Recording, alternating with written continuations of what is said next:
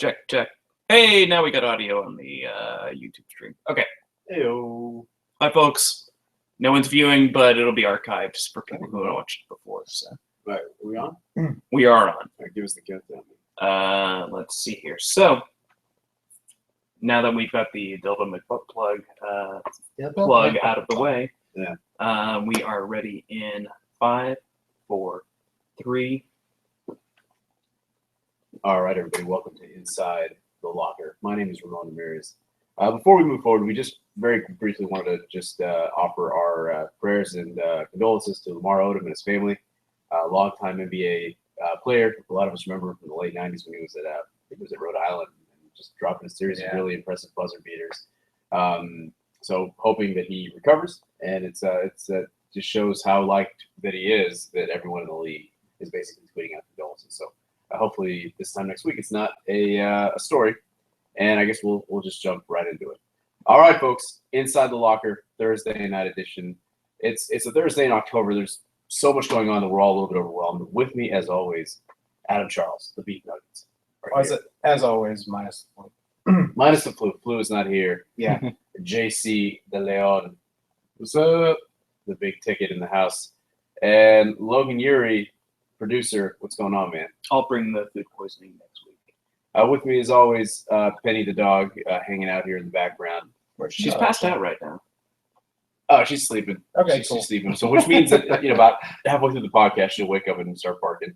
And I guess we should just get this podcast started. All right.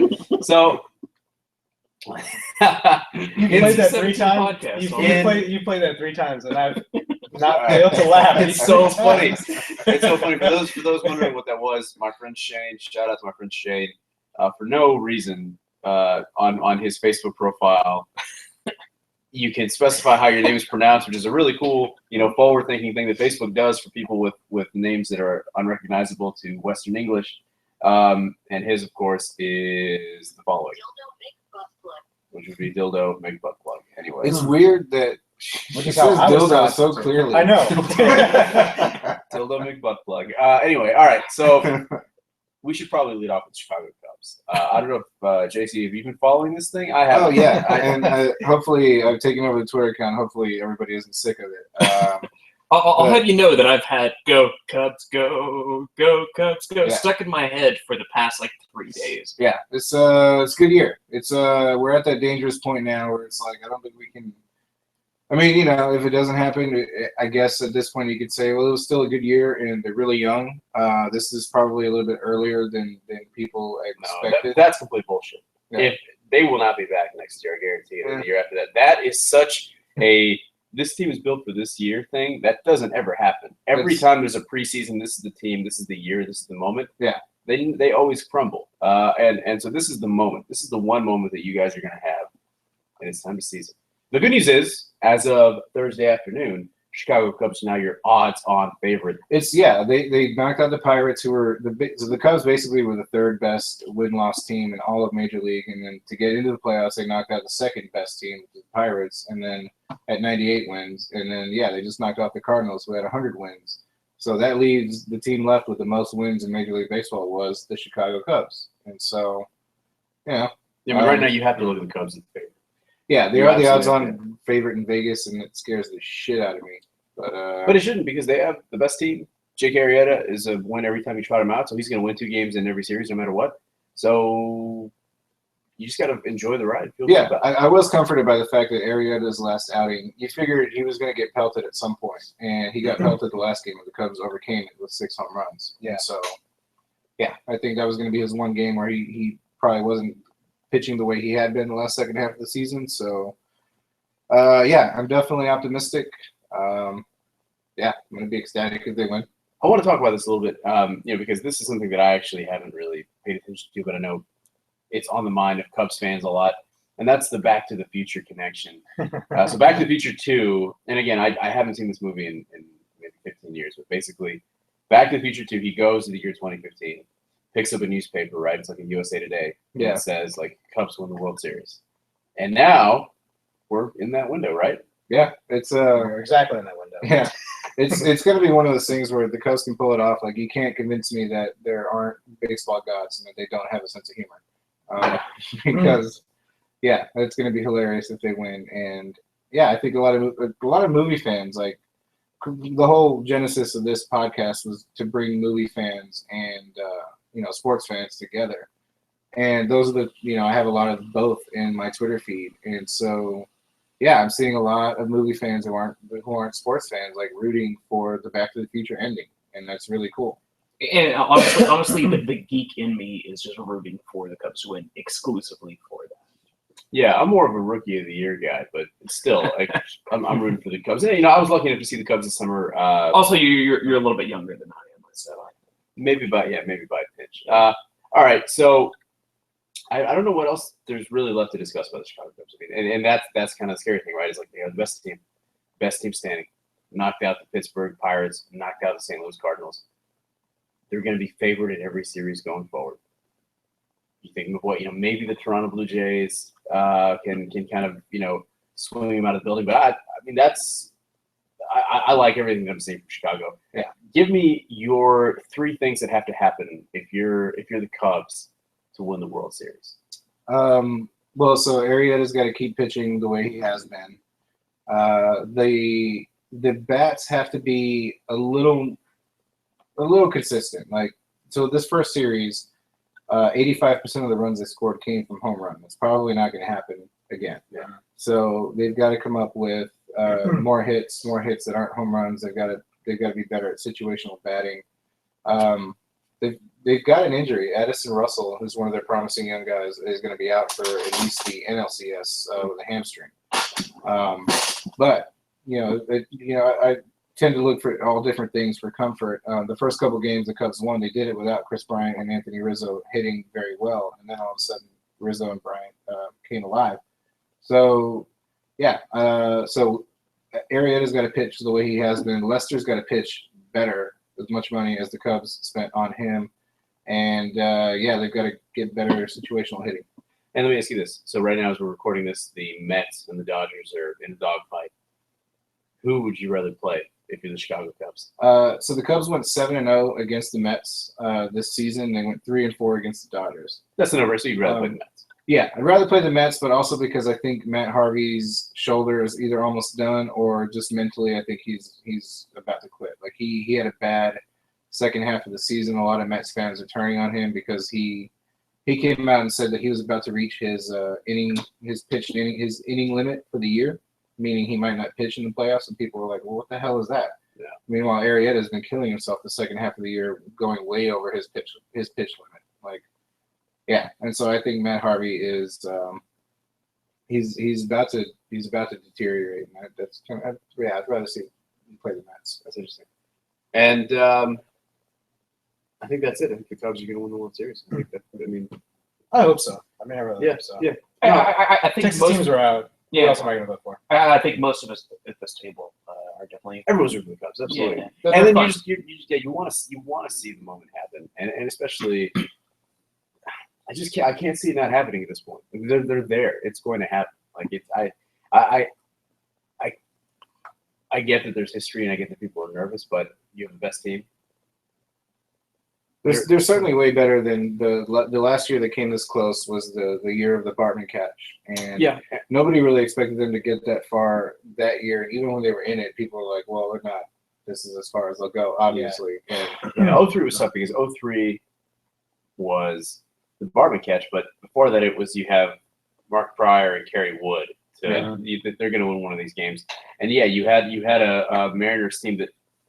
While history has seen them as a very young talent team, at the time you're just like, the Fish are kind of they've overachieved a little bit. I'm not that worried about the Mariners, but this is different. I mean, this is just the challenge was you think about the '92 Cowboys, a team that really had to slay the demons and go into San Francisco, go into Candlestick Park, and win the NFC Championship. Once you beat the 49ers, the rest is just a culmination. The Buffalo Bills weren't. It was like a 52-17 kind of a game. You guys already took out the Pirates and the Cardinals. I mean, that's to me, that's where the baseball playoff and this postseason in particular is won. So I'm going to be first to. This is not a jinx. Congratulations, Chicago Cubs. Oh, God. Congratulations, 2015 World Series champions. It is happening. You can go ahead and book it. So, congratulations. It's gonna be. I It's can gonna just be a lot hear of fun. JC's head right now.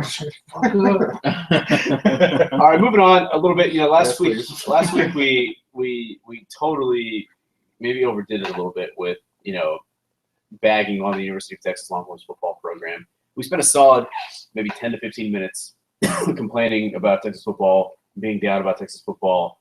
And I'm sorry that I missed that too. Yeah. I'm sure you are. Yeah, wait, hold on. So how did that even happen? Logan wasn't even here. Yeah. To be honest, I'm probably going to be the last people to actually rag on the Longhorns. I respect the Longhorns. Even though I'm an Aggie, I don't. I still respect them. Yeah, I respect the Aggies as well. I mean, we don't play each other right now, so it's not as like seething. There isn't like this game in November where you're like, man, let's hope we're in shape for the Aggies. All right. Yeah. So Texas A&M plays. The Longhorns beat Oklahoma in what was the most watched college football game of the week, 24-17. A comprehensive beatdown. Take advantage of Oklahoma's suspect offensive line. Put them on their back. Don't let them get going. I guess I want to ask you guys, as kind of UT fans live in Austin, kind of pay attention. Is this the new normal for Charlie Strong's Texas? Was this the watershed game, or was it just kind of a flash in the pan and taking advantage of some bad matchups? I don't think it's a flash in the pan, but I do think it is one of those games that's going to give them the spark that I think that they're looking for in terms of excitement. But I wouldn't look to this to be telling for the rest of the season either. Yeah, I don't think that this is the turnaround game per se. This is a game that gives them inspiration for the future, but this is not a game that will suddenly they're not going to win out. Yeah, I think it's rivalry games are always the hardest ones to gauge in terms of expectations for the rest of the year. It really doesn't matter what the records are going into the game.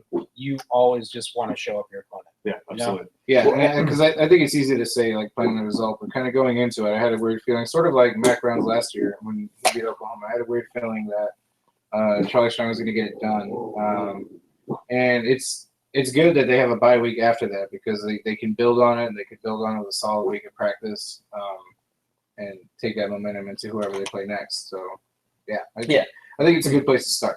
It's a team that's going to, like we said last week, I think the biggest problem with Charlie Strong, the biggest mistake they made as a coach was continuing the Sean Watson offensive coordinator and Tyrone Swoop's quarterback relationship from January through the offseason and up to South Bend. Mm-hmm. That was 8+ months that he lost. And if you'd gotten Gerard Hurd and Jay Norvell ready to get that offense going in January, I think you'd be a lot farther along. You'd be in a position where you would have been maybe a little more competitive against Notre Dame.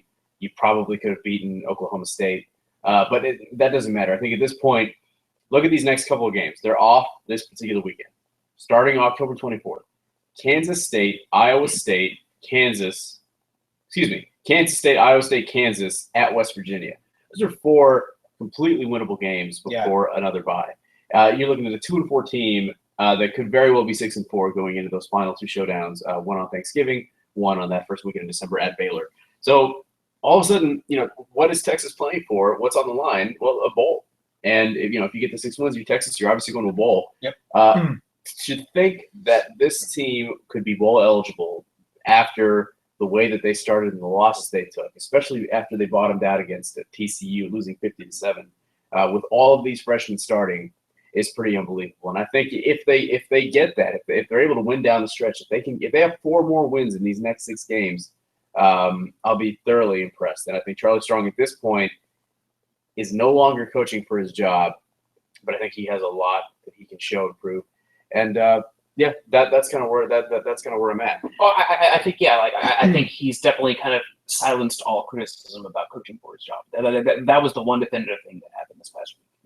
I think at this point he is now coaching for the future. He's coaching for the team, and I've always been an advocate of Charlie Strong. I like, even as an idea, I think that he is a good coach. I think he is on the right track.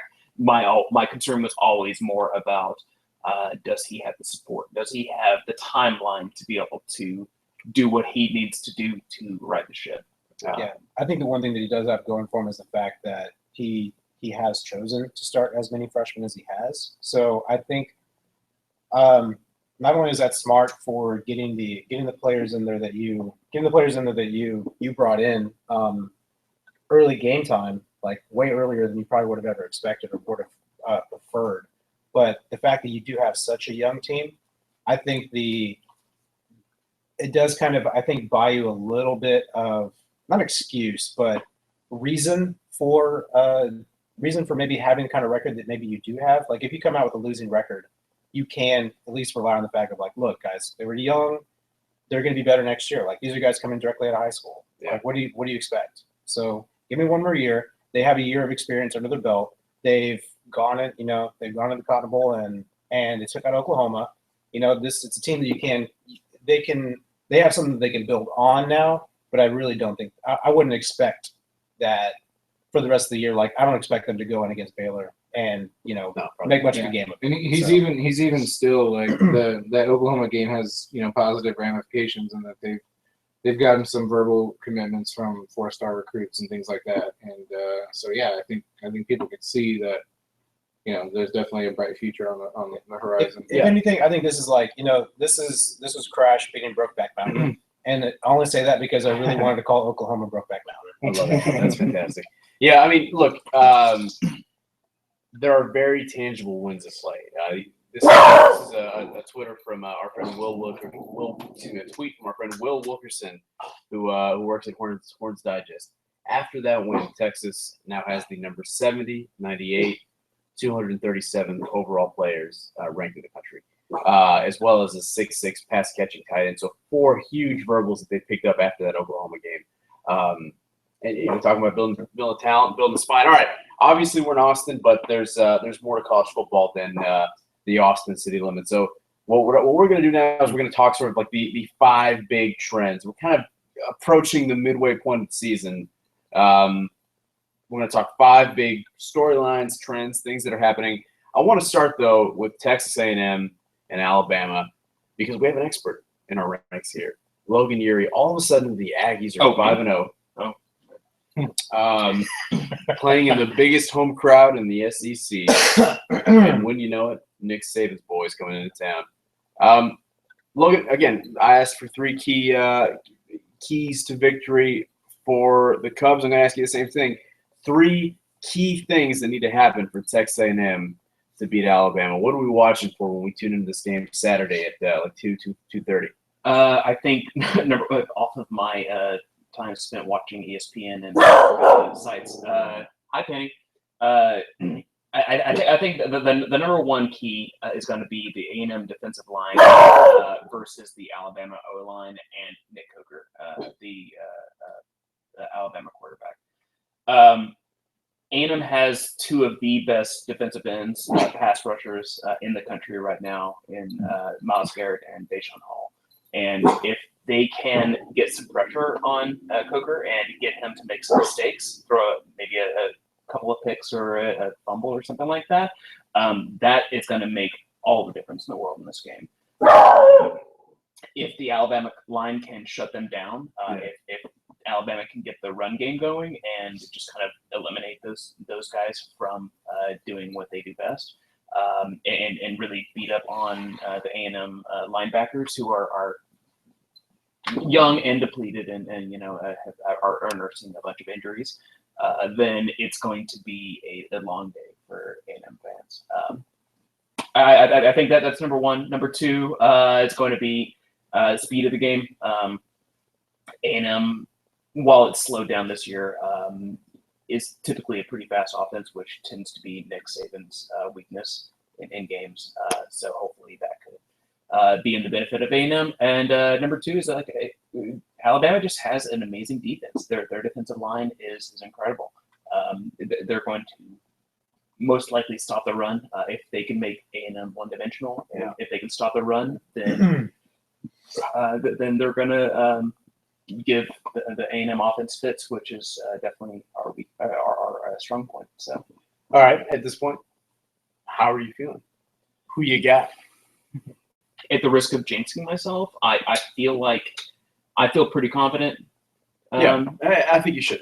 I think you should. I feel confident in the realm of like 55% chance that we win, and most of that is because the game is in College Station. It's a really hyped up game. A&M is just coming off of a bye week. Alabama just played against a very tough, very physical Arkansas team. They're probably going to be pretty sore, pretty tired after that, and they have to travel to College Station in front of 104,000 plus raging maniac students. The cards are stacked in our favor. At the same time, you can never count out a Nick Saban team. That man is going to go down as the greatest coach of this generation. More than Urban Meyer, you think? Oh yeah. Urban Meyer is not too far off, but Nick Saban is absolutely there. Yeah, I mean, I think when we talk about actually coaching, preparation, breaking every game down to its kind of granular subset, nobody's better than Saban. Urban Meyer is just a guy that knows how to win and knows how to stockpile talent. Absolutely. All right. What else is happening in college football? So we got Texas, we got Texas A&M. What else? USC not having a good week. Yeah, we should probably talk about that. Steve Sarkisian, he goes from leave of absence to getting fired because he violated the zero tolerance policy and showed up drunk to, was it like a practice?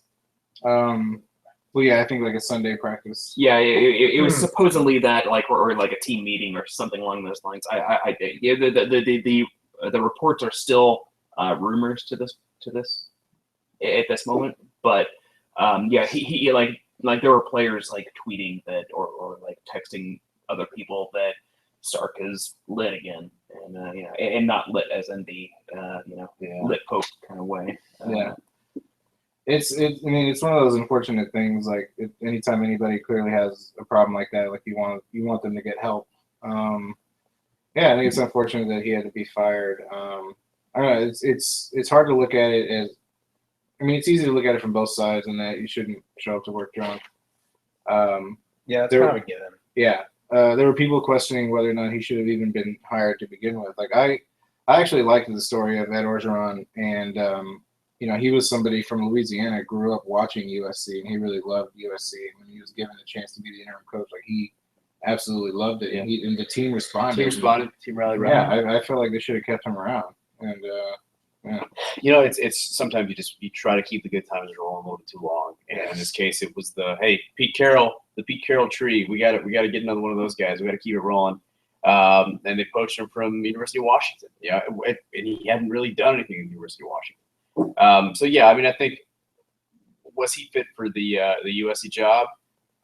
I really don't know, but he wasn't fit to he was in a shitty, messed up place internally, and yeah, obviously you can't keep him in school anymore. So we'll see what happens. Could be maybe a little Chip Kelly going to USC going forward. I'm completely blowing that out of my. Pulling that out of nowhere. One name I heard possibly mentioned. What about Kevin Sumlin? Spurning Kevin Sumlin going to USC. Don't touch Summy. No. Like the rumor is yes that's been going around, but at the same time, and yes, I'm biased, but Kevin Sumlin has been on record saying that Texas A&M is his dream job. He did bring up whenever Sark was hired. Kevin Sumlin was kind of like being flirted with, but it's pretty much a known factor that he used that mostly as a way to get a raise. At the end of the season, cue the press conference where he was like, "Hey, we just decided to all of a sudden give Kevin Sumlin $5 million more per year." Yeah, yeah. Which, hey, good for him because we're nice. Yeah. Well, all right. So USC in shambles, and again, this is a team. Yeah, I'm embarrassed. I picked USC to go to the Final Four and win the Pac-12, and now it's looking like all of a sudden UCLA's good, Stanford's good. I did not see that coming. Oregon's down. All right, what else is happening in college football? Steve Spurrier. Yeah, Steve Spurrier. And this is Visor. This is an interesting one because it actually did spark a lot more debate than I thought it would. So basically, South Carolina not having a very good season. A couple days after the Sarkisian thing, just kind of out of the blue, Steve Spurrier announces that first it came out that he was retiring. The words from his actual mouth saying he's like, "Nope, I'm just resigning."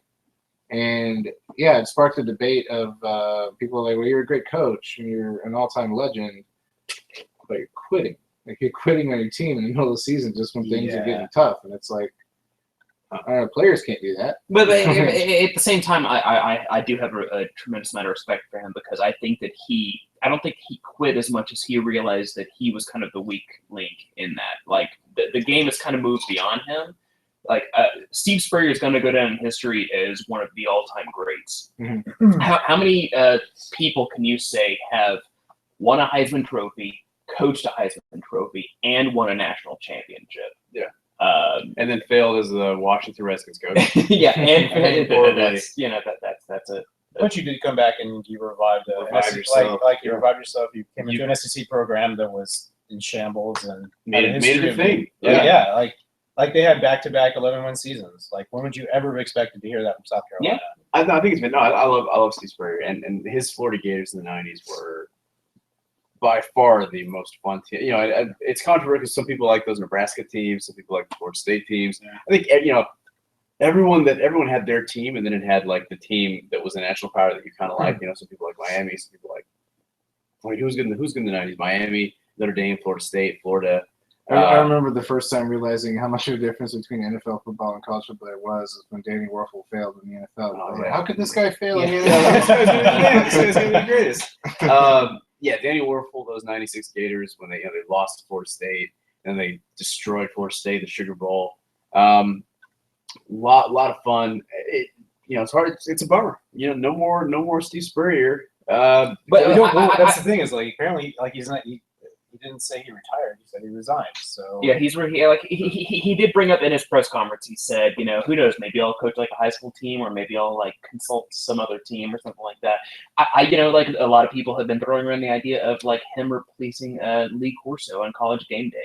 I think that's a fascinating idea. Like he is an amazing character, and I think I do not want to see Steve Spurrier leave college football. I want him to still be involved, even if I don't care if he's a coach necessarily. I just want him to be involved in the whole thing. Man, Lee Corso is 80 years old.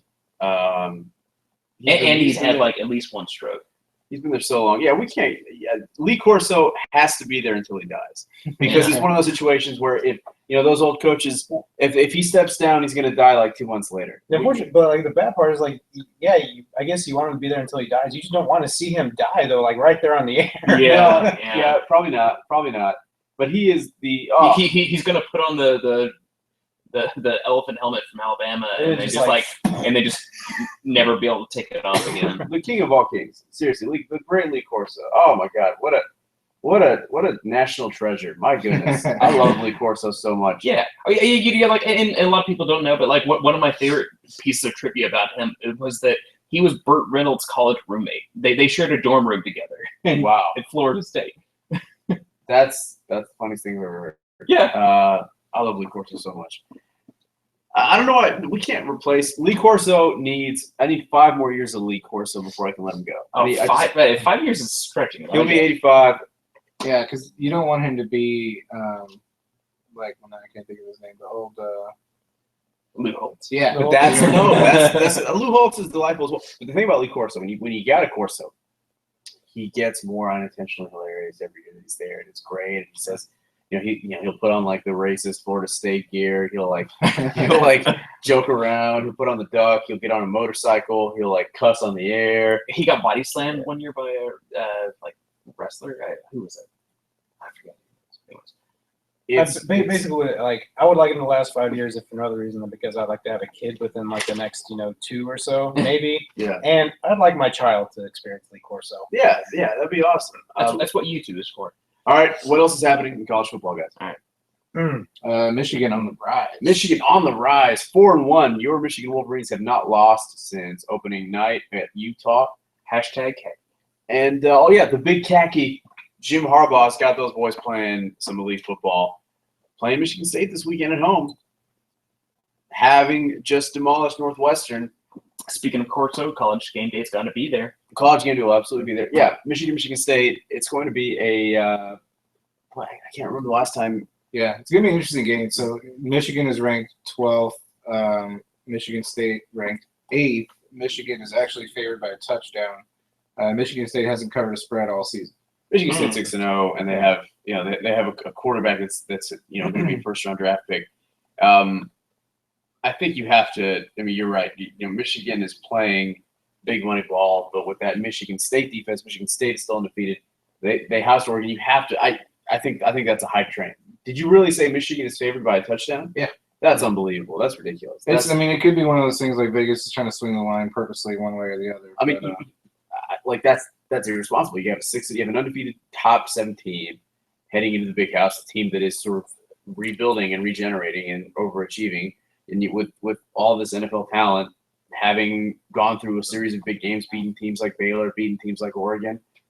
I don't see it. I don't see it at all. Give me Michigan State all day by a touchdown. That was gonna be my touchdown. Okay, so what? 10-3? No, 27-20 is kind of what. Really? Yeah, I think it'll be a nice tight back game. Yeah, I agree with that. Yeah, I feel good about it. I think you have to feel good about Michigan State in this game. All right. I think we just talked about college football. I think we just did our rounds. Hooray! Is there any big thing that we're missing? I mean, actually going back to Michigan, I will tip my hat to them. It takes a lot to pitch 3 straight shutouts. They haven't. I believe the last time they did it was sometime back in the 80s, but I don't remember. I don't know how frequently it actually happens in Division I football. But pitching 3 straight shutouts and one of those teams being a ranked team. Yeah. And just actually literally beating the shit out of them. No matter how it goes this coming up weekend, that's something to compliment.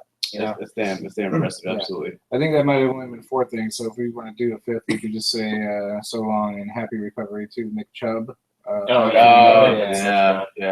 The Georgia running back, Heisman Trophy contender, and boom goes the knee. Your next Marcus Lattimore, ladies and gentlemen. But I heard, luckily, and I haven't heard many updates on this except for this past Saturday. Apparently, he did not actually tear his ACL. He just tore most of his other ligaments. Which is that good or bad? It's kind of good. So, from my understanding, and I'm no medical doctor or athletist or anything like that, but apparently, repairing the ligaments is a much easier process than repairing the ACL, or all the other parts of your knee. So I don't know. I guess good. I guess I don't. Honestly, it's still a tragedy. It's still really sad because he's an extremely talented player, and from my understanding, he's supposed to be an amazing guy, just like a good-hearted person. Yeah. But yeah, but now it's the last name Chubb. Yeah. You got you can't not love somebody's last name is Chubb. His career is completely over, and that's up. So it's weird. It's good news is you didn't tear your ACL. That's the good news. Bad news is you tore everything else. Every other thing possible, you tore it. And also, you are not going to make any money now. You will not be drafted as a top tier caliber talent. But I think that there's still the potential there because he didn't tear his ACL, from my understanding. And I could be totally wrong about this. And please tweet at us if I am wrong, because I appreciate that. And tweet us. You need every single other ligament too. Yes, exactly. We have some fan questions this evening. Yeah, I think you're gonna get us right into. Oh, actually, I did want to bring up one other thing. The Florida quarterback, as a freshman quarterback named Will Greer, actually got suspended by the NCAA for taking PEDs. Whoa! He was one of the reasons why Florida is ranked number 8 right now in the AP.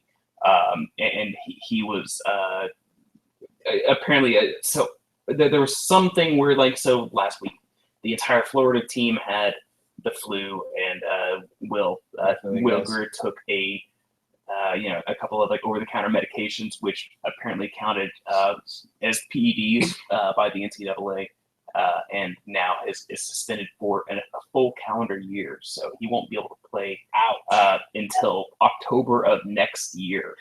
Yeah. Now this is by the way, guys, what the fuck are we doing here? Game of the week, with all due respect. Florida at LSU, 2 undefeated teams. Top 10 matchup. Holy fuck, my dick is hard. I can't wait to watch this game. This is amazing. Fournette, man. But I want to ask you then, the Will Greer situation.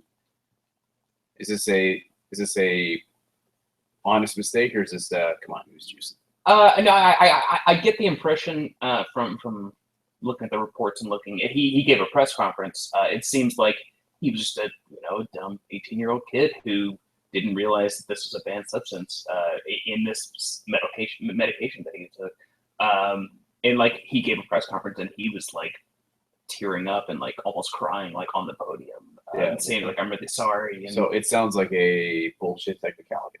yeah, I guess so. Unfortunately, yeah. I mean, Now, here's what is not a bullshit technicality. How about DeAndre Porter, a freshman defensive back for the Gators, who was arrested for firing a gun at his pregnant girlfriend? Well, things happen. Yeah, we've all been there. We've all done it. We all do it. yeah, I feel you, man. Tough, no, I don't. week. Tough week for the University of Florida. And the funny thing is that like It's not funny though. That's that's Really terrible. Like those are like on the opposite ends of like penalty spectrum. Like like I'm sorry, I mistakenly took something over the counter. I didn't know it was illegal. I really apologize. Yeah. Oh, I shot my girlfriend. It probably is one of those weird things. Like the reason why Will Graves is suspended for years because the bylaws are written that way. This probably is one of those things where it's like, well, there's no rule that says I can't. There's no rule that says how long I'm supposed to suspend you for. Yeah. For firing a gun at your pregnant girlfriend. So 4 games. Yeah. It's 4 games. It is a tough situation. And how about Jim McElwain, the coach of the Gators, has them undefeated. This is a guy that if anybody like listens to the Herd, Colin Cowherd, like it was buddies with him in college, and basically Roommates. talks about him at every turn. What's with all his college roommates and shit? Yeah, I don't know. My college roommate was Evan Sutton. Do you guys know who he is? He's just some dude. He's just my buddy. Let me tell you about my roommate, Like, John. Tommy Lee Jones Huerta. or Al Gore? Yeah, Al Gore. My college roommate was Jonathan Huerta. He lives in Allentown, Pennsylvania. So little name drop in there. Pretty star-studded situation. I like how you just doxed your college roommate on. I too. All right. So before we move on, I just wanted to shout out the Mexican national team, and I wanted to talk very briefly about something that happened. Bill Simmons was saying that he skipped the Mets and the Dodgers game. So he missed the whole Chase Utley thing. So that he can watch USA play Mexico in what was a gigantic game, 93,000 people strong, packing in the Rose Bowl. And I just wanted to say just a couple of takeaways because we had Stephen Whiting on to dissect the game and to pick the game. And after that, right now, everybody's calling for the firing of the USA coach, Jurgen Klinsmann. It's a tough situation. Klinsmann has come into this program sort of promising the moon. I'll tell you what it is. You hire, say you hire an offensive coordinator that has a lights out offense, and he comes in and goes, hey, we're gonna do a crazy spread offense, and we're gonna score 50 points a game. You hire like a Dana Holgerson type from West Virginia, and then he comes in there and he's playing 2 tight end formations for 4 years and trying not to get killed and bunching up and so at this point everyone's kind of over it and everyone's really upset that they haven't seen. The results have been average, but even when you get results, I think the results have been above average, which is great for an American team. Yeah, slightly above average, but it's the type of soccer that he's he wants to play fluid, offensive, attacking, beautiful soccer. And unfortunately, what he does is he every time he has a big game, he goes into his turtle formation and he gets guys like Jermaine Jones on the back line and just has everybody bunch up and sort of try to stay in the game as long as possible. And what you saw with a team like Mexico, team that's actually been making quite a bit of progress in the last 4 years, is completely unlock the United States, dominate possession, play beautiful soccer, score within the first 10 minutes of the game. If it wasn't for a couple of bad misses, Mexico could have been up 3-0, 4-0. You go into overtime, 2-2, but you have to give credit to the United States for staying in the game. DeAndre Yedlin to Chris Wood, 2 under 23 players that are, in my opinion, about all we got going forward. So basically, for everybody that wants to fire Jurgen Klinsmann, he's not going to get fired. He's being paid X amount of dollars. He's a giant international presence. He's bringing prestige. I think the United States has to feel. I don't know. I mean, I feel like the issue with Klinsmann is it's a culture. He is not your typical American coach in any sport. He's very much a Eastern European or like European sassy to a certain degree. This is my way. I'm doing it this way. Kind of character and sounds like Chip Kelly. Yeah, it's a Chip Kelly thing, but it's also people get mad because he doesn't answer questions. Like he'll be like, well, this is the decision that I made, and so this is the formation that I made. But here's the problem, and here's like an answer. Exactly. So this was my decision. I went with this formation. An answer, like a non-answer, is I don't know. But he threw Fabian Johnson under the bus this week in the aftermath of the game. Just this week, he said that he sent Fabian Johnson, who is one of the 2 or 3 best players the United States men's national team has going right now, plays in Europe, plays in the Premier League.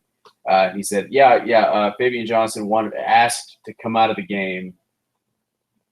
I thought that he was, complaining and basically whining, and so that's why I took Fabian Johnson out of the game, and that's why I wasn't able to bring in my choice substitute because he kept complaining about going out, and so he said literally, so I've sent him home so he can think about his commitment to the game. Now Fabian Johnson had been out 6 weeks going into the USA game, and then he plays 100+ minutes on a serious injury, and so again a little bit of a culture shock, a little bit of not handling it. That's something that the press shouldn't have known about. He should have kept it in house. And what you're seeing this week from all the USA fans, all the USA podcast blogs is fire Klinsmann, fire Klinsmann, fire Klinsmann. For what? For what? I don't know who you bring in. There's no other name. There's no other person that wants to take on this kind of a job. It's just a situation where you're stuck with him. Pele. Go get yourself Pele. But lost in all of that is, boy, Mexico looked good. Boy, Mexico looked dominant. And look out, because now we're going to go to the Confederations Cup, and it's a tournament that the whole world literally watches, the Confederations Cup, and so it's a big deal. It was a big loss for the USA, and there's a part of me that wanted to see the USA win that game because getting to the Confederations Cup stage, even though the tournament doesn't matter that much, for those that don't know, the summer before the World Cup, so in this case in 2017, all of the continental champs play a tournament. And it's just like a rehearsal for the World Cup. It happens in the World Cup stadiums. In this case, it's going to be in Russia. And, you're going to have Mexico representing North America, not the United States. So it would have been a big stage. Jurgen wanted it. Big missed opportunity. Yeah, well, I think the biggest problem with this whole thing is that if American soccer fans want to increase, want to grow the sport in America, then you really need them to be successful, and this is kind of a step back from that. The only time that they're going to be paying attention is going to be the next World Cup, which is going to be almost 4 years from now. Yeah, 2-3 years from now. And then last note on this: not only does the United States lose to Mexico for the Confederations Cup, they lose to Honduras for the Olympic qualifying. So right now, the United States may not even qualify for the Olympics next summer in Rio in soccer. They have to go to Rio later this month and play Colombia for one final Olympic bid, and they'll be an underdog there. You top it off, and then on Wednesday night, the United States plays Costa Rica and loses to Costa Rica. This is an island of 5 million people, a country of 300 million people. How does an island of 5 million people find its 11? We still don't have an 11, and we haven't been able to produce any type of world-class player.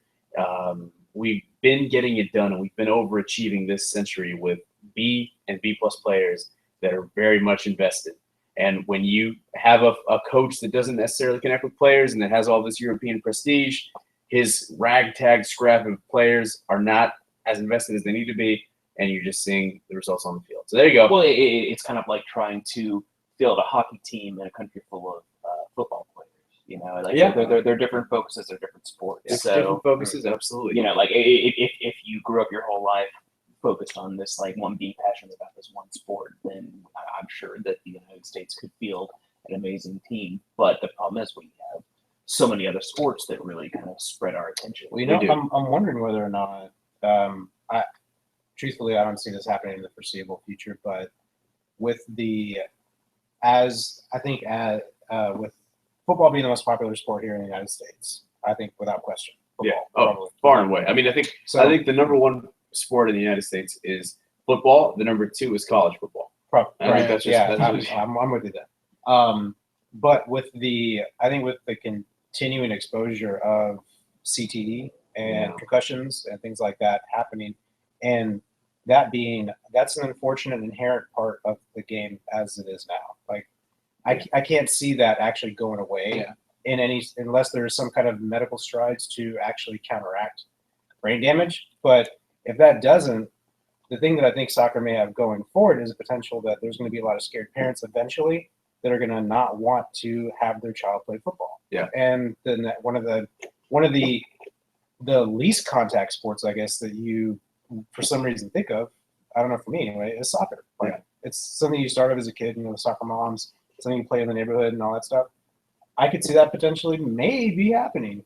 Yeah, I mean, soccer relative to 10 years ago and to 20 years ago is so much bigger. The other thing that really pushes soccer forward is the idea. Yeah, there's the NFL stuff. There's people afraid of having to put their kids in contact NFL or contact football, but it's just think about one of the most iconic international American things that happened this year, and that was the 3 young men, 2 servicemen who stopped a gunman in France. And I mean, really did an incredibly heroic thing by putting their lives on the line and bringing this guy down. So they're wearing Barcelona and Bayern Munich jerseys in the pictures. Like the world of FIFA, the world of video games, the way that they sell the World Cup. My 17-year-old brother-in-law who played high school football and just recently quit texted me, no joke, on Sunday morning, Euro 26 qualifiers greater than NFL football. Well, and I even talked about when we were one of the first times it wasn't the first time I met you, but it was the first time I met your podcasting partner on the soccer show. The first time I'd really paid attention to soccer was when we were watching the World Cup last year, and immediately I was kind of like, I could see the parallels between football and like time of possession and like the field positioning and all that, and it's like there are definite parallels to American football, and I can see why this is really popular. Yeah, it's not a hard sport to understand. That's what I like about it. Is it's just such an easy sport. Just you got your 11, and then you try to kick the ball in the hole. It's so easy. It's such an easy sport to pay attention to, and it's really great. It's a whole other wormhole. But anyway, big week for the United States. Really frustrating week because again, you're right. Totally, it's the best athletes, right? LeBron James. If he grew up playing soccer, it'd be a whole different situation, right? But there's 300 million people in this country. Soccer is big enough that we should have developed 4 or 5 world-class players yet, and we really, truly have not. We've also had our best guys, Clint Dempsey, Josie Altidore, Michael Bradley. All of them have come back from Europe this year and have been playing in MLS, which is a double-edged sword. But you're not playing in as bigger games. The Mexican team had 11 players that were playing in Europe and playing Champions League games and playing big club stuff, and we had a team full of MLS players. It was a mismatch. It's hard to say, and it probably shouldn't be. All right, but at the same time, it still came down to a kickoff. It totally came down. Yeah, it totally came down to the wire. I mean, you're right. I mean, when you have a rivalry game and you can kind of respond. I mean, that was a time of possession issue. That was a situation where the United States played defensive, and really caught Mexico sleeping on 2 kind of ugly goals. And it was awesome. I mean, it was an early set piece, and it was a late strike after Mexico had kind of started the party a little bit. But it was still. I mean, that was a game that could have been 4-0, 5-0. Like that's the problem. Is that the United States has not shown any kind of growth than they have in the last 5-6 years.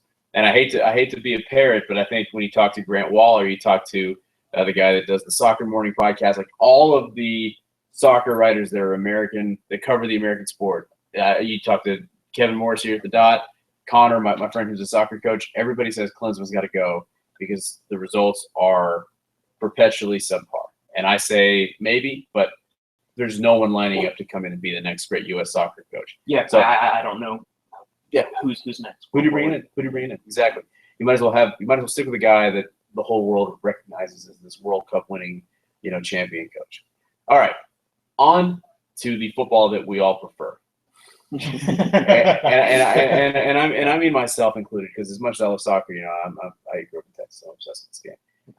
the Week 6 NFL Well, picks. Do we want to lead off with just the questions that we're going to Oh, we got some questions. We got some fan questions. And sorry for interrupting before with the other stuff. But yes. That's right. And he just tweeted us. He was actually watching the live cast, but he went to bed. So I tweeted at him right now that we're answering his questions. Let's answer your questions. Yeah, absolutely. So David Perez, what's his Twitter name? At bperez3573.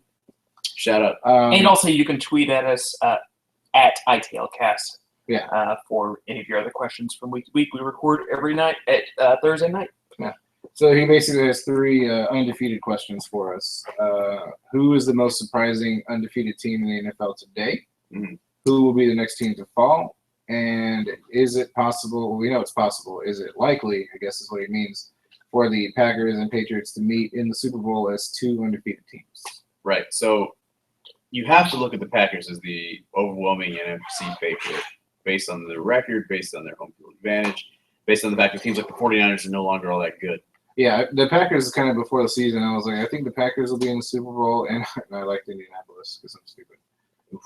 Well, no, it sounded good. Yeah, at the time. It looked. I mean, what Indy seemed like they lacked was good quality leadership from almost like a veteran perspective. Yeah. You know, and that's exactly what they went for in the offseason. Like you hear they take Andre Johnson, they take Frank Gore, guys who have, experience in the league. Frank Gore actually having experience in the Super Bowl. And that's, you expected those two players to come in and actually make a significant impact and get them over the hump. And not only have they not, but Andrew Luck has seemed to regress a little bit, and that was like the given that you expected for the year was that Andrew Luck was just going to dominate. Like he's just continued to improve every single year, except this year. Like he's hit that. He had his sophomore slump in his 4th year, kind of thing. Yeah. So anyway, yeah, okay. The most surprising thing to me, with the Falcons will probably go down tonight. I think they're losing to the Saints, but the Panthers are 4-0. I'm not surprised because they've been favored in every game that they've played. They just kind of started off nicely. But I am surprised to see the Denver Broncos sit at 5-0 because they've had so many problems on the offensive side of the ball. And every time you watch them play, it's a struggle. But yeah, it's like Adam was saying, when you have veteran leaders, when you have DeMarcus Ware and Peyton Manning as these kind of symbolic leaders on each side of the ball, you have Wade Phillips running that defense, all of a sudden you have a pretty good team. And I think the question is, is this as good as it gets for Denver? Is Denver going to go into a tailspin, or is Denver, specifically the offense, going to pull out of this and get the offense clicking? And that's really all on Peyton Manning. And it's a question of whether or not his arm is shot. And I think, again, when I watch him play, I think it's still fixable. I think it's solvable because, yeah, his arm is shot, but his arm has been shot since the surgery. Yeah. And he's not making those laser seam route passes to Dallas Clark over the middle like he was for so much of his career. He's using what he has. He's using the sidelines. He's using the screens. He's using the picks. He's calling them nightly. He's literally using the referees' picks in the red zone. Yeah. I think he's struggled. He's come out not looking good. The running game hasn't been reliable, but I think that's going to continue to get better. And I think with Peyton Manning, you can have a 12-4 team, and you can go deep into the playoffs, whether or not the arm is there. I agree, and I would. To answer the first question, the team that's most surprising to me being 5-0 was probably Atlanta. I did not expect that at all, especially with the way their schedule started. They weren't really playing, cupcake teams to start the season with. Yeah. It did happen to look out that when they did go into Dallas was shorthanded, whatever. But they've actually performed really well aside from tonight, where I haven't seen the score lately, but it does look like they're going down to New Orleans. But so that was the most surprising team to me. If honestly, Denver, I think, is the team that to some degree looks the sexiest in terms of, I wouldn't say necessarily maybe remaining undefeated. I don't think anybody's going to go undefeated this year, but the knock against Denver the past couple of years has been whether or not the defense can hold up enough for the offense to take over. Yeah. The defense has played lights out. Literally lights out in every single game they've played so far. And yeah, it's been a struggle, but it's not because of the defense this year. And I think with the offense, and it's not with the offense, the history that they've had, and with Peyton Manning, regardless of whether or not his arm is shot, like Ramona said, I think the the encyclopedia of Peyton Manning. I think he's just having to rely on certain parts of the book that he just hasn't had to pull out yet. Yeah. But I think he knows all of it. Like, that's the thing is, once he recognizes that if he is limited because of his arm strength now he's going to find other ways to get the ball to the receiver. Like, that's just the kind of player that he is. Yeah. So I can only see that the offense continues to improve while the defense, short having any major major injuries. Actually, DeMarcus Ware I think is going to be out a couple weeks, but even so, I mean that defense right now is looking like they're looking about as dominant as a defense has looked, short of maybe Seattle over the course of the past few years. Yeah, I think my surprise as far as undefeated is probably Carolina, because we always talk about Cam seemed like he regressed last year, and we didn't really know what kind of Cam we were going to get this year. Kelvin Benjamin goes down in the preseason, and so he's got almost no weapons left.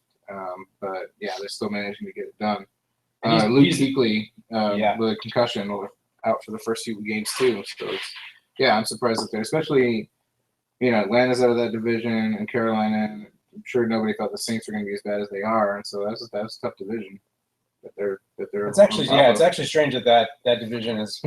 That division has become a tough division, even though it doesn't seem like it's still not a tough division. Yeah. Like, it doesn't seem like it's a tough division, but it's not. But it's probably now, I guess, one of the most competitive ones. Like that, with Carolina, Atlanta, and New Orleans. I could see any three of those teams beating the shit out of each other in any given week for some reason. Without also not really winning that many games outside of the division. Yeah. Still, I'm still not really sold on either of those three. But which I think also, like, to go along with that, like, Carolina to me is very surprising as being undefeated, but also Cincinnati, 5-0. That's kind of nuts to me. Granted, I think it's probably one of the weaker divisions in the NFL. Well, yeah, I mean, what makes the Cincinnati start surprising is beating Seattle at home after being down 24-7. Yeah, that is a genuine surprise. 4-1, I think I picked Seattle to win. 4-1 makes sense for that team and that talent, because we expect them to be loaded and talented, but we don't know if they're a big enough team to kind of win some of these games. But hey, that is a shock. All right, do we have any other questions? Who do we think will be the next to fall? I think it'll be Carolina this week to Seattle. Seattle, after the loss last week, their backs are up against the wall. Like, their playoff chances have already been slashed dramatically because of being 2-3 at this point in the season. So they've got to get their shit together quick. And so, I think they bring it against Carolina. I'll have to say Atlanta at New Orleans. I just don't think it's a good. I think the Falcons are going to lose that. Oh, you're right. They just lost. No, yeah. So anyway, all right. So then we got another question. Well, the Packers, Patriots, or do we? So. Wait, what was the question? Well, what was the question? If we think it can be a battle of two undefeated teams in the Super Bowl. No. Yeah. I think it's so hard to go undefeated in the NFL, and have two of them is unheard of. Yeah, the way he asked it is, if it's possible, it's definitely possible, but is it probable? No. I mean, the NFL has been around for years, and it's happened twice. Like a team has gone undefeated in the regular season twice. Yeah. And they both made it to the Super Bowl, only one loss, but and the other question, is Green Bay, New England the presumed Super Bowl matchup? I think right now it has to be the favorite, but also I do think that Green Bay has some legitimate problems. Defense isn't as complete as you'd like to see. You've seen the offense and the offensive line specifically be vulnerable, and you've seen them struggle to run the ball against the Rams, against the 49ers in back-to-back weeks. So the Packers are very clearly, I think, the best team in the NFC. But even them, I think there's a couple of components that make you comfortable betting against them should the right ingredient arise. Yeah. And by the way, I just want to be very clear about this. The most talented team in the NFC is the Dallas Cowboys. And if Romo and Dez and Sean Lee and Randy Gregory and Greg Hardy and all of these fuckers that are on their team, if all of these players are on the field at the same time, now that's the thing, these are injury-prone guys coming off a suspension, whatever. But if Dallas is 2-3, if Dallas can get to a point where you have 4 critical games. We have this stretch of 5 games. Seattle, New York, Philadelphia, Tampa Bay, Miami.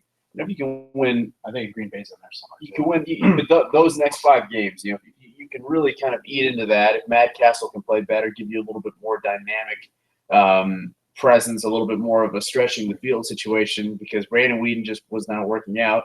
Then tread water and get Romo back, make a playoff push. You saw Tony Romo tell Tom Brady last weekend after the game, "I'll see you in February." If Dallas can hang around, I absolutely like Dallas to make a run once they're healthy. But who the hell knows if they're going to get that far? You have to survive October, November 1st. I agree. And, All right.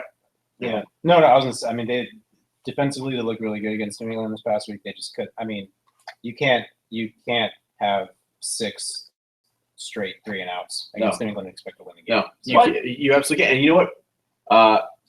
The Cowboys sacked Tom Brady 5 times and a half. Yeah. Held them to like 80 yards of offense.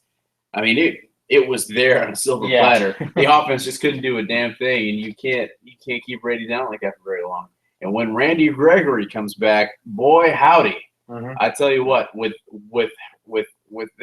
Sean Lee, with Roe McClain, Gregory, and Hardy all on the field at the same time. The way Byron Jones is coming on, covering the shit out of Gronkowski. Props to them. Like he had him locked down for a good half. Yeah. I and actually, that one catch that he did make to kind of break out of the slump, he was actually still covered. He just Byron just kind of overplayed it. But in the NFL, those pick plays are so difficult to guard against, and that's kind of what the Pats do. All right, to the lines. Because what are we at? We're at an hour. We've been at this an hour, Logan? Yes. Oh, my God.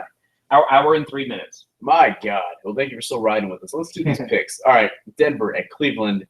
Denver is a 3.5-point favorite.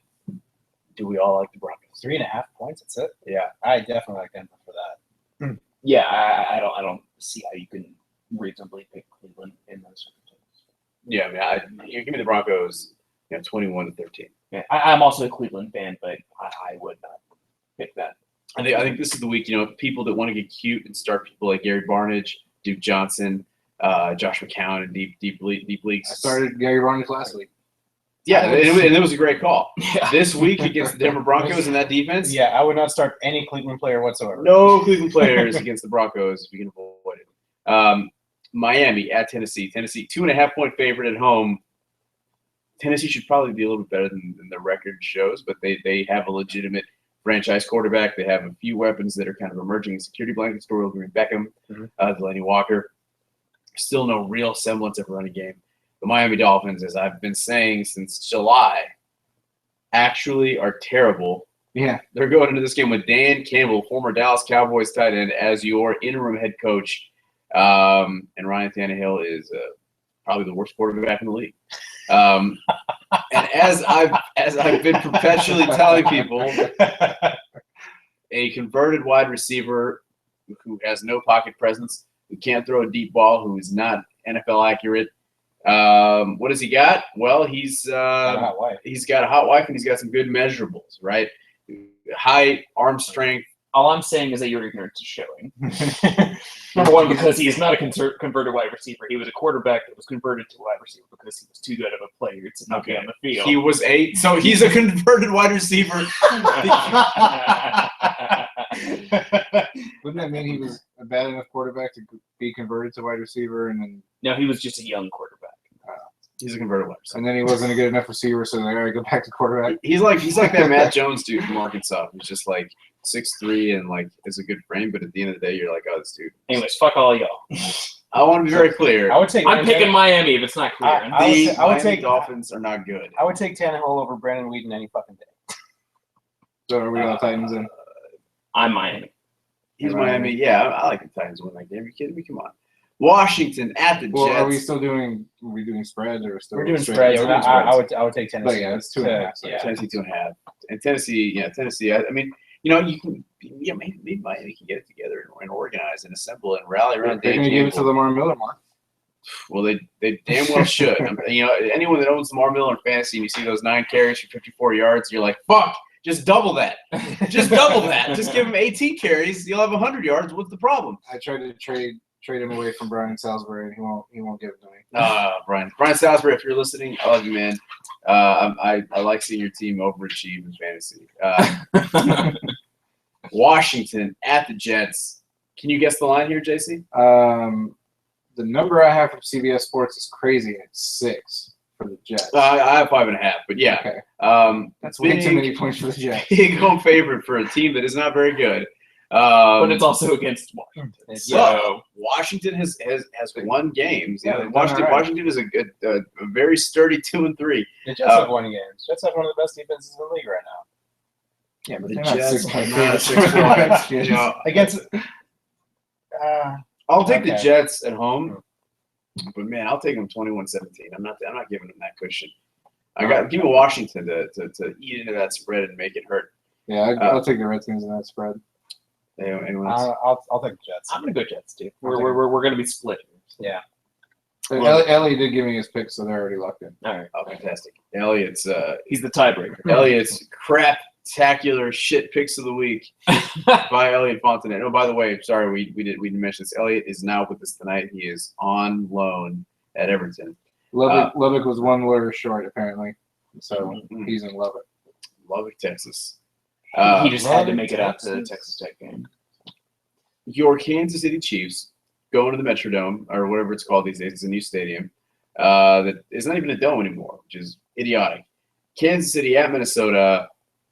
Minnesota 4.5-point favorite at home.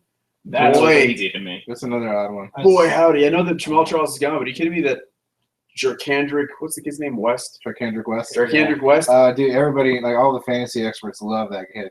Yeah. See, I'm kind of zigging and zagging. I'm kind of like picking up Nile Davis on the low because I think Nile Davis, while he's not good, is kind of okay and has shown something. He's had like a 3-touchdown game. That Jerkandrick West kid, it's a secret swim situation. Plus, Andy Reid has been adamant that it is a true backfield situation. I think Nile Davis, little Bilo action, definitely feeling it. All right. So hold up. So you Cincinnati, Minnesota 4.5-point favorite. You guys are going Kansas City. I'm going Kansas City. Yep. Kansas Yeah, I'd say Kansas City. Kansas City's starting to self-destruct a little bit. I thought they were a borderline elite team going into the season. Just kind of, you want to see a little bit more. I mean, they Almost started out strong. They did Yeah. start out strong. They had that unfortunate, mishap against Denver early on in the season. I think that kind of swings things a little bit. Yeah. And now Jamal Charles is out for the rest of probably his life. He'll be back next year. But yeah, you're right. I don't the season. I like the Vikings in a stinker. But you know what? Hold on. By the way, you know what's crazy? I didn't even realize this until for some reason I decided to look at it. Jamal Charles has no idea what it's like to not run for 5 yards a carry in a season. Oh, are you serious?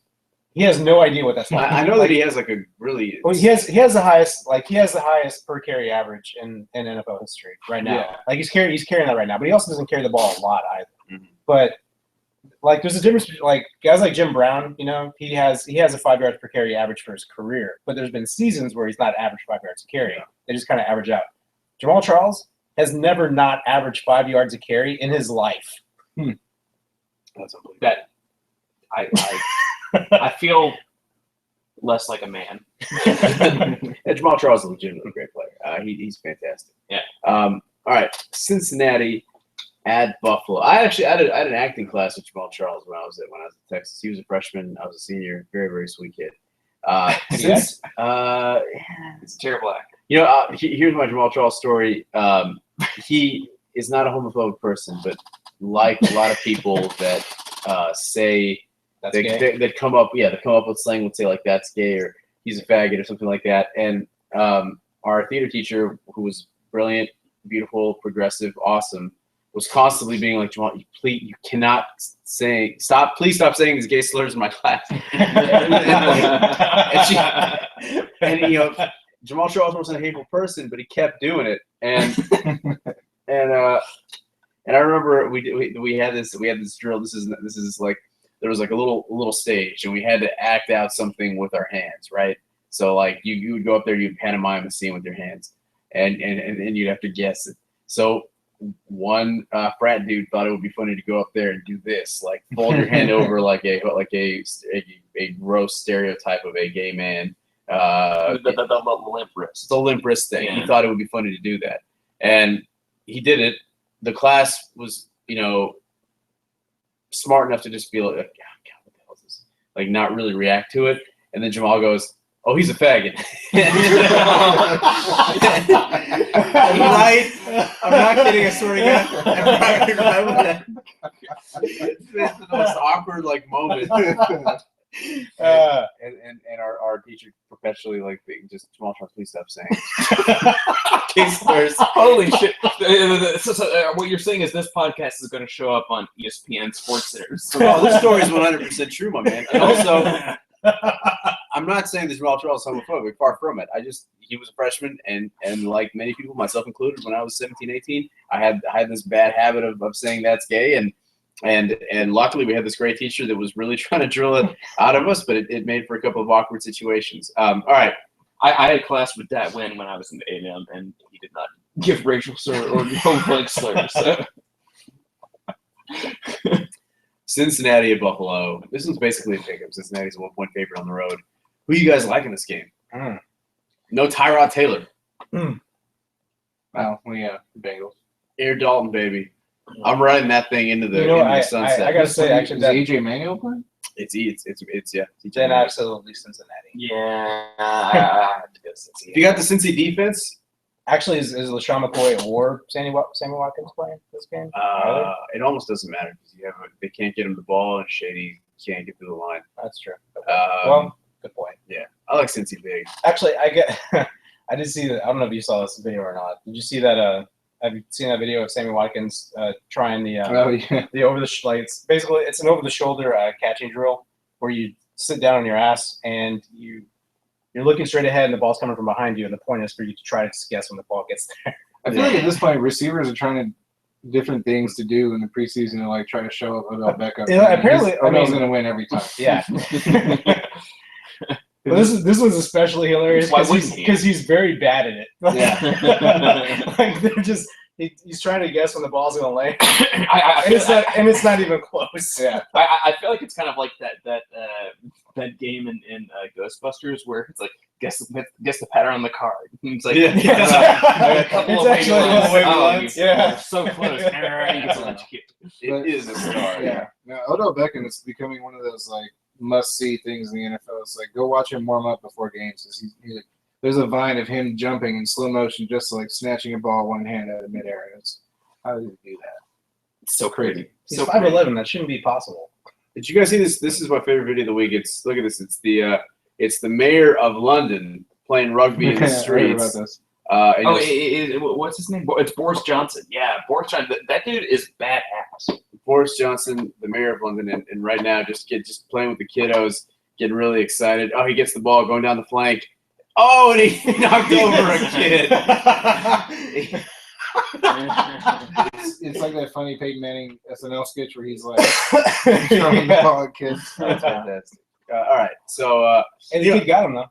The kid got him. It's funny. It was a tackle short of the goal. Yeah. So. They always do this shit on morning radios when it's like, hey, did you see this video? Did you see this farting cat video? Look at this. And then they show the video and they're like, oh, that's delightful. And it's like no one else can see it. I hate it when that shit happens, but we just did that shit. We did. All right, Chicago and Detroit. Detroit is Detroit. Adorable farting cat mysteries. Chicago is a 2.5 point. No, Detroit. What?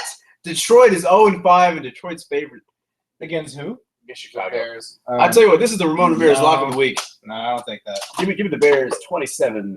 The Lions 19. Man, I'm amazed that I picked the Bears right last week because Jay Cutler is my gambling kryptonite. I never picked the Bears right, and I managed to last week. I think the Lions got to get a win at some point, and they're probably going to do it this week. Yeah, Cutler's been playing pretty good the last couple of weeks, and so I think this is the one where it's like, oh yeah, he sucks at quarterback. He's still Jay Cutler. No, he doesn't suck. He's an awesome quarterback. Oh yeah, he's just not. He's no Ryan Tannehill. He's in this. He's better than this. Damn straight. But he can. God, he can move the ball. He can throw the ball. He can put it into windows and he can stretch the field. in ways that you're the Ryan Tannehill fashion. Yeah, he's got the golden arm. He's just not very smart. Yeah, he makes careless decisions. He's the Maverick of. Who do you like, the Lions? I like the Bears big. Oh, okay. Bears are gonna go in there and make it clap. Well, All right, you're probably gonna because I'm going Lions. So yeah. I'm gonna go. I'm going Chicago to go in there and just give him the clap. I said make it clap, which Okay. is like a stripper reference. I think I picked Detroit on the ESPN pick'em, but I feel like now Chicago's gonna take this. Man, me and Elliot picked the Lions. That's probably good for you guys. Yeah. Elliot makes the pick. You're just like, oh, Elliot. We love you, Elliot. Shout out to Elliot. Houston at Jacksonville. This is a pick'em. This is a you call it. Nobody wants to anything. pick 'em now. The line moved a lot because when the line first opened, Houston was favored, and I was like, "What are you doing, Vegas?" Like, yeah. But now it's a pick'em. Okay. It's really going to be who's going to lose less in this game.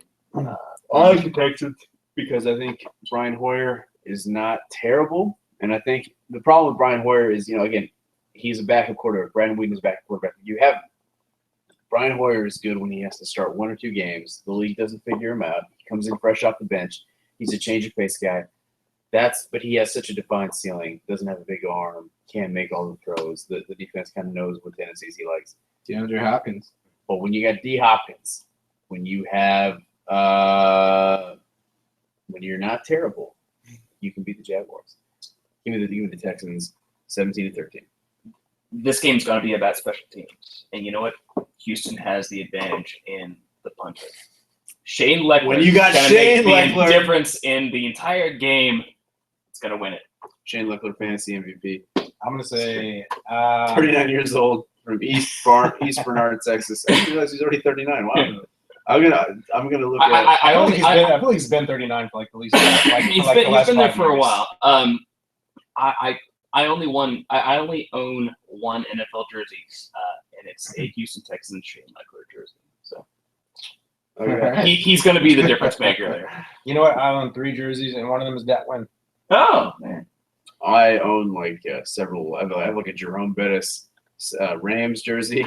I have like a Tishmenga Biakabatuka jersey from the Panthers. Used to have a Marshall Falk Colts jersey. Oh, those are sick. I had a Brett Favre Packers jersey. I had a Troy Aikman Cowboys and Evan Smith Cowboys and Deion Sanders Cowboys and Michael Irvin Cowboys. I got a Datwin Cowboys, Jason Witten Cowboys, and I've got a Mike Allstott Tampa Bay. Love Michael Allstott. Yeah. I'm going Jacksonville. Moving on. I also got a Tony Romo. My argument is dismissed. Arizona at Pittsburgh. Arizona 3.5-point favorite. Pittsburgh coming off a big Monday night win, despite the truly irresponsible call to let Le'Veon Bell dance all the way to the end zone with 5 seconds on the clock and 1 timeout, and you would have completely blown it and lost the game. All of a sudden Pittsburgh, a lot of confidence, a lot of swagger. I tell you what, if Big Ben was playing, I feel kind of good about this being an even game. But with that Arizona unit, that offensive line, that 3-headed running game, that opportunistic defense, give me the Cardinals big. Arizona by a touchdown. Actually, what's the line right now? 3.5. I'll take Arizona. Yeah, I'll take Arizona for sure. 3.5 for the Cardinals. Yeah, I think Arizona's the easy pick there. All right, this is desperation time of the Seahawks. Now, again, Carolina is a 4-0 team traveling to Seattle and is a 5.5-point dog on the road. Yeah, the thing about the Hawks is that their offense doesn't really move the ball. They don't have dynamic receivers. Mm-hmm. They don't have a quarterback that is consistently putting up numbers, and he is a move the chains quarterback, make big plays quarterback, but he's not an every down. You have to account for this guy or this throw. This game could really go either way. I sincerely believe that just about anything that can happen in this game. But I'm going to take the Seahawks because I just can't see them losing. I like the Panthers at -7, which is what I originally saw the number at, but 5.5. Yeah, I'll go Seahawks. I'm definitely going Seahawks. I think that home field advantage really goes a long way. The Seattle fans are amazing, so it's going to make a big difference. I do see Seattle winning, but if it's 5.5, no, I think I think Carolina closes that. I think it's 17-13 Seattle. So I'm gonna take Carolina. Cover the spread. I love it. To win or to cover the spread? Just cover the spread. I don't think they're gonna win. Okay. But I do think it's gonna be a little bit closer. Pretty much for the same reasons Ramon said. Like Seattle's offense does not look very good. Yeah, I'm actually with you. I like Seattle to win, but not by more than a touchdown. Yeah, I agree. All right, this is another one that makes me uncomfortable. Yes, the Packers are at home. Yes, they are favorites.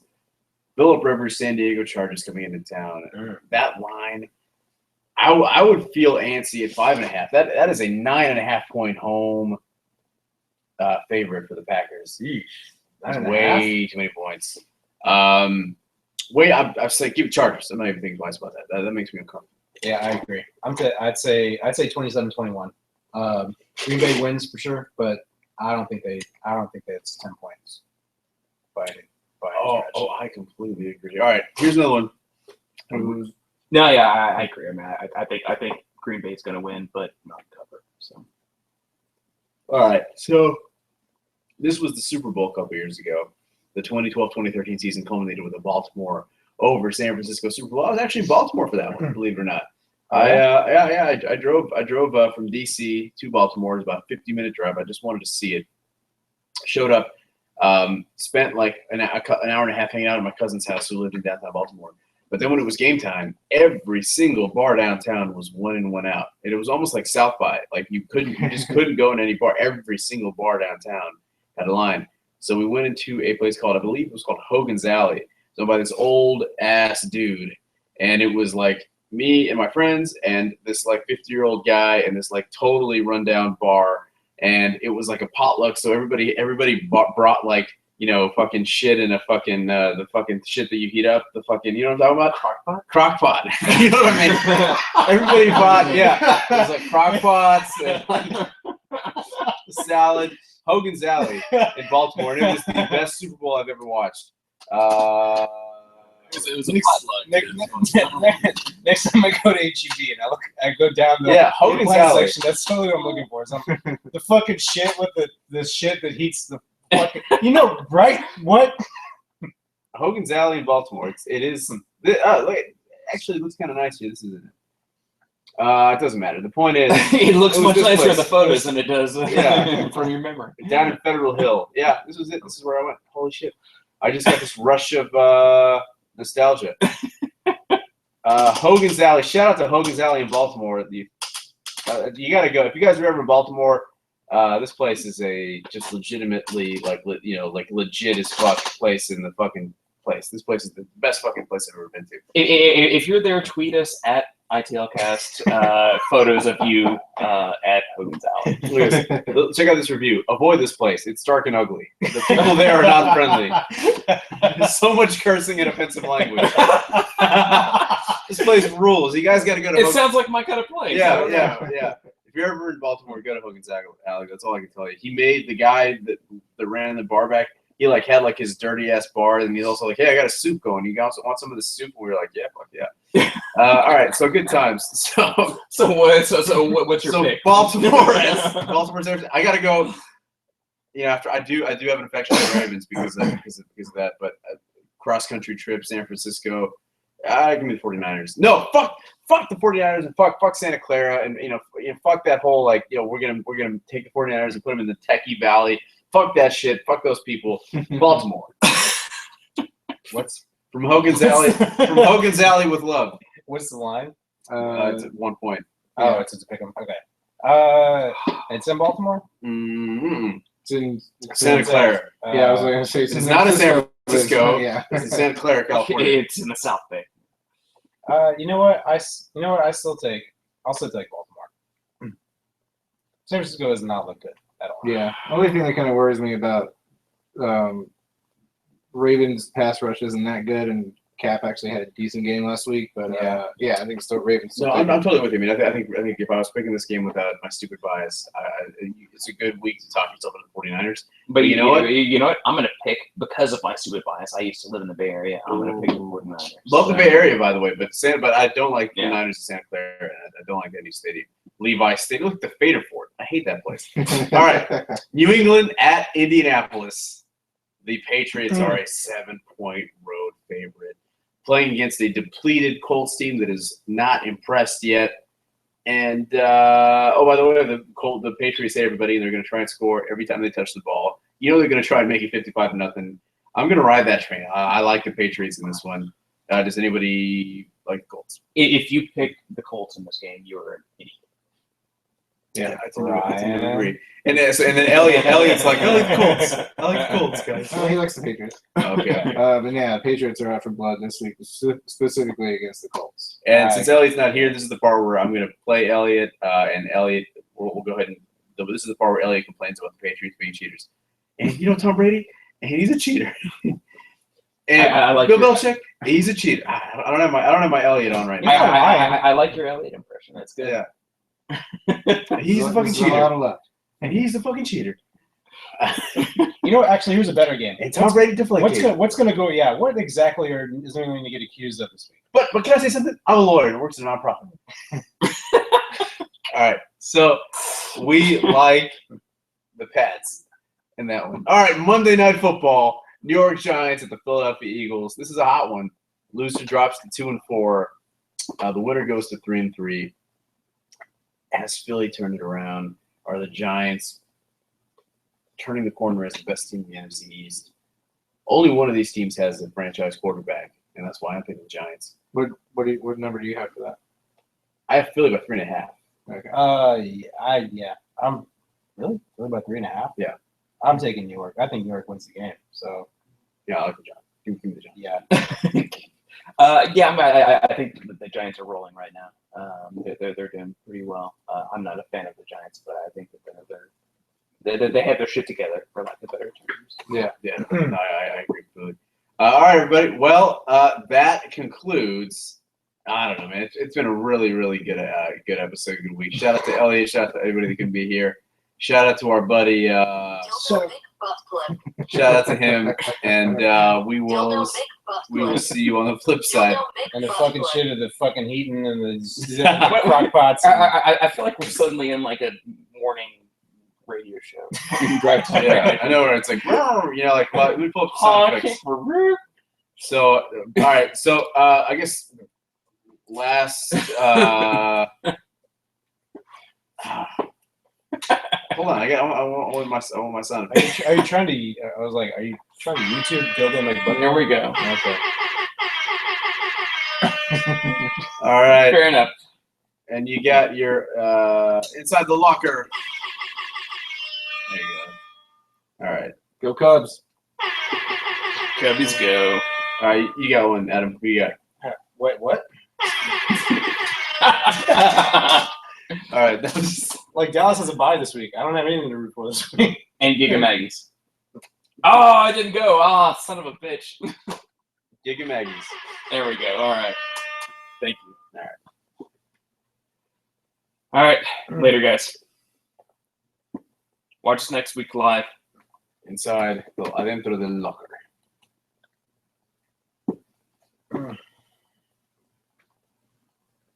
That's a good episode.